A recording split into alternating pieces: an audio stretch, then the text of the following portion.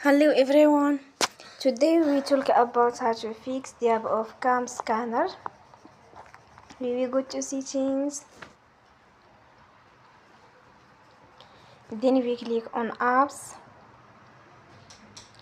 After that you will search the app CamScanner and you will click. You will on for stop. After that you will go to storage. Then we click on clear cache. In the end, you will turn your Wi-Fi and you will turn again. Don't forget to support us by like and subscribe.